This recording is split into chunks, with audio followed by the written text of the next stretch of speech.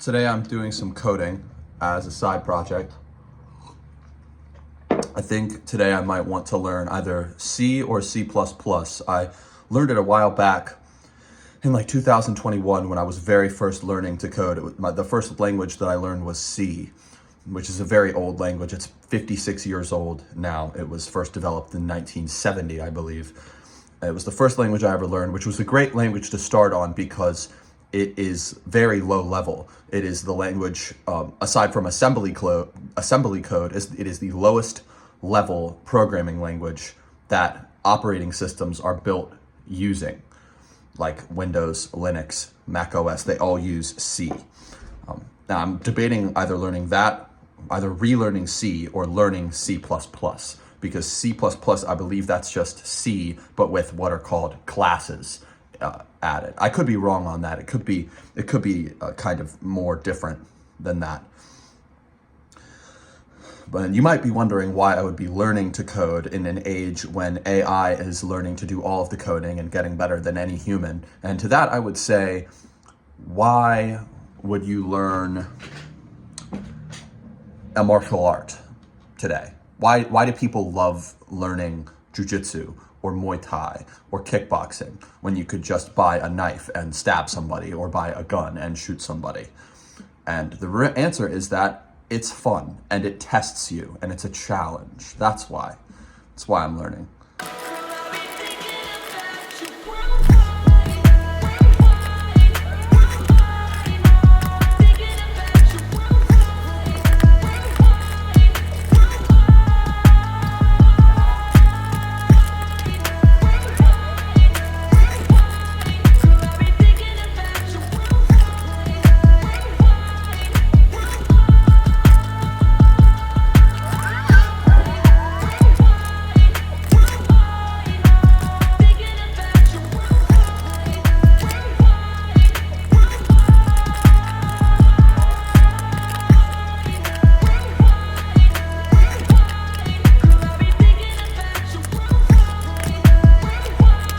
I just spent about 90 minutes relearning C.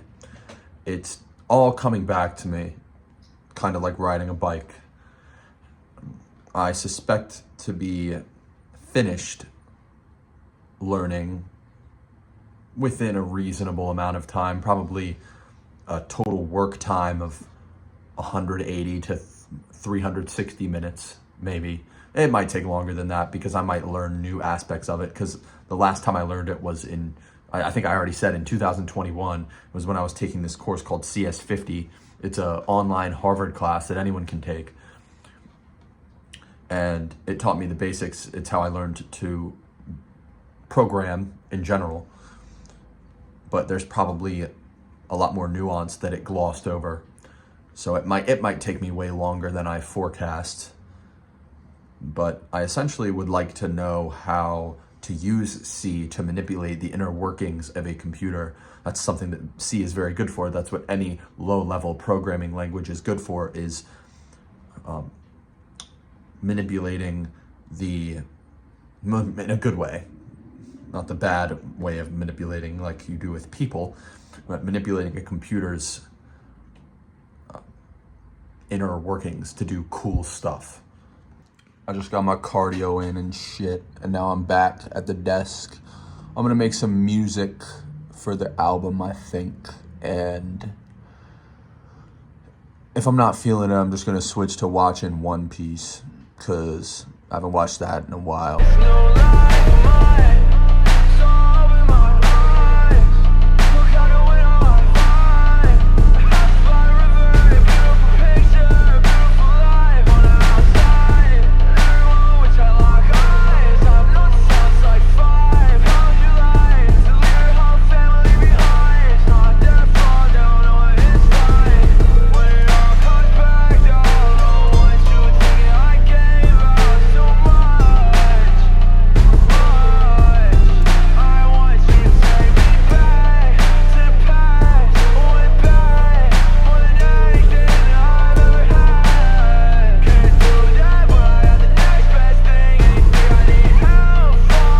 Okay, I've been at it for like 90 minutes and I did like pretty much three big things. So there's this song that I really love from this group that I really love called Subi Club. It stands for Tsunami Bitch Club. And they have a song called Burbank House. Been here for a while, what's the question? I don't wanna talk to your best friend, I don't gotta lie, pick the best one, I'm done. I spend all my time on the bench. And Soren from Subi Club was nice enough to make public the stems from the song. Fuck.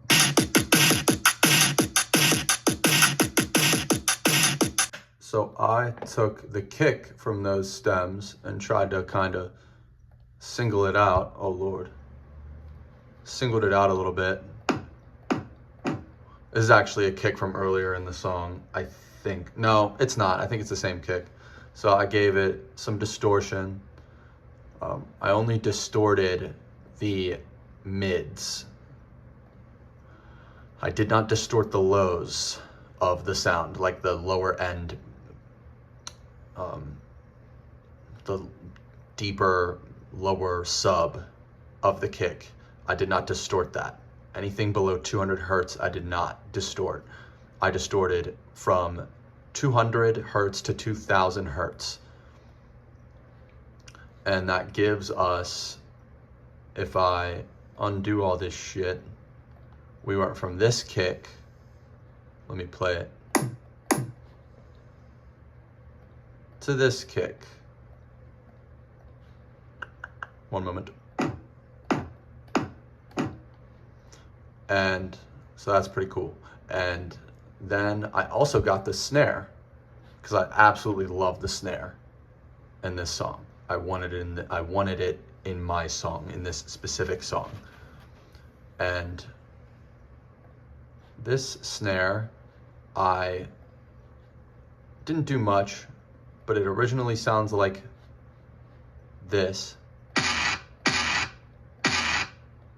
And I think that's with it pitched down a little bit. Has to be. And so then I put just an EQ on it, and then I sent it to a reverb channel, and now it sounds like this. Not too different, but you put them together and you get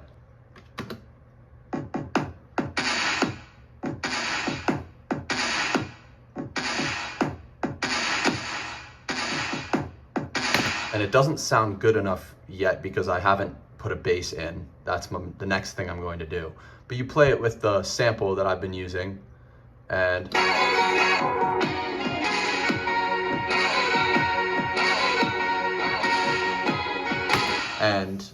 the bass is going to bring it together, and I might need to mix the kick a little bit more, but that's what we have so far.